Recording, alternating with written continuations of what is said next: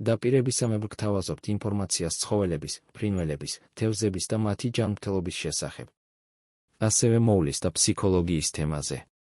ბოტულიზმი. ბოტულიზმი არის სერიოზული ნეიროტოქსიური დაავადება, რომელიც გამოწვეულია ბაქტერიის მიერ წარმოებული ტოქსინით. ეს ბაქტერია სპორების სახით გვხვდება ნიადაგში, წყალში და მცენარეულ მასალაში. ბოტულიზმის ტოქსინი ითვლება ერთ-ერთ ყველაზე ძლიერ ბიოლოგიურ შხამად. ბოტულიზმი შეიძლება დაემართოს სხვადასხვა სახეობის ცხოველებს, მათ შორის პირუტყვი, ძროხა, ცხვარი, თხა და სხვა მსხვილფეხა-რქოსანი პირუტყვი. ცხენები, განსაკუთრებით მგრძნობიარენი არიან ბოტულიზმის მიმართ. ფრინველები, შინაური ფრინველები, ქათამი, ინდაური, იხვი და ველური ფრინველები. შინაური ცხოველები, ძაღლი, კატა, იშვიათად. ველური ცხოველები, ირემი, მელა და სხვა. თევზი, აკვაკულტურაში გამოყვანილი თევზები.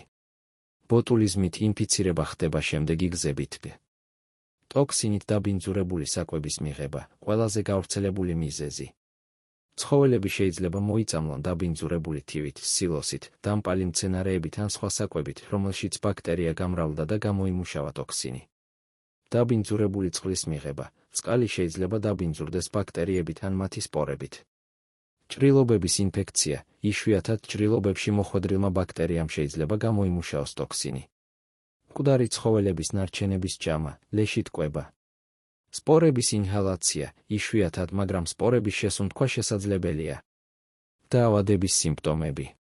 ბოტულიზმის სიმპტომები შეიძლება განსხვავდებოდეს სახეობისა და ტოქსინის დოზის მიხედვით, თუმცა ძირითადი სიმპტომებია. კუნთების სისუსტე და დამბლა, პირველი სიმპტომია. იწყება უკანა კიდურებიდან და თანდათან ვრცელდება მთელ სხეულზე. კიდურების მოკიდების სირთულე, ცხოველებს უჭირთ დგომა და სიარული.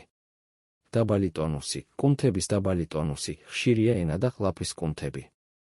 გაფართოებული გუგები, ზოგჯერ აღინიშნება გუგების გაფართოება. ყლაფის გაძნელება, დისფაგია, ცხოველებს უჭირთ საკვებისა და წყლის გადაყლაპვა. ნერწყვის ჭარბი გამოყოფა, ნერწყვდენა. რესპირატორული პრობლემები, სუნთქვის გაძნელება, რაც შეიძლება იყოს სიკვდილის მიზეზი.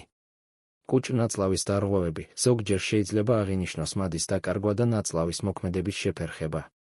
ფრინველებში შესაძლებელია კისრის დამბლა, ლიმბერის კისერი, რაც ართულებს კვებას. მკურნალობის მეთოდები. ბოტულიზმის მკურნალობა რთულია და დამოკიდებულია დაავადების სიმძიმეზე. ანტიტოქსინი, ყველაზე ეფექტური მკურნალობაა ანტიტოქსინის შეყვანა. ეს პრეპარატი ანეიტრალებს ტოქსინს სისხლში. ანტიტოქსინი ეფექტურია მხოლოდ დაავადების ადრეულ სტადიაზე, ვიდრე ტოქსინი ნერვულ სისტემას დააზიანებს.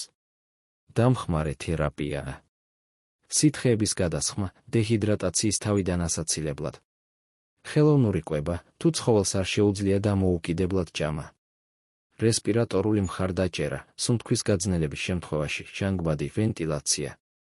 ფიზიოთერაპია, კუნთების სისუსტის შემთხვევაში. კუჭის ამორეცხვა და გამწმენდი ოღნა, ტოქსინის მოცილების დასაჩქარებლად, განსაკუთრებით თუ ეჭვია დაბინძურებული საკვების მიღებაზე. ანტიბიოტიკები, გამოიყენება მეორადი ბაქტერიული ინფექციების თავიდან ასაცილებლად, თუმცა ისინი არ მოქმედებენ ბოტულიზმის ტოქსინზე. სამკურნალო მედიკამენტების ჩამონათვალი. ანტიტოქსინი, ბოტულიზმის ანტიტოქსინი არის სპეციფიკური პრეპარატი, რომელიც უნდა იყოს შეყვანილი ვეტერინარის მიერ. სითხეები, რინგერის ხსნარი, ფიზიოლოგიური ხსნარი, დექსტროზის ხსნარი. ვიტამინები, ჯგუფის ვიტამინები, განსაკუთრებით B1. კალციუმი, კუნთების სისუსტის შემთხვევაში. ანტიბიოტიკები, პენიცილინი, ტეტრაციკლინი, ამპიცილინი გამოიყენება მხოლოდ მეორადი ინფექციების დროს. კუჭ-ნაწლავის სტიმულატორები, მეტოკლოპრამიდის საკვების მონელების გასაუმჯობესებლად. ბოტულიზმი ცხოველებიდან ადამიანზე, როგორც წესი, არ გადადის პირდაპირ კონტაქტით. ადამიანებში ბოტულიზმი ძირითადად გამოწვეულია დაბინძურებული საკვების მიღებით.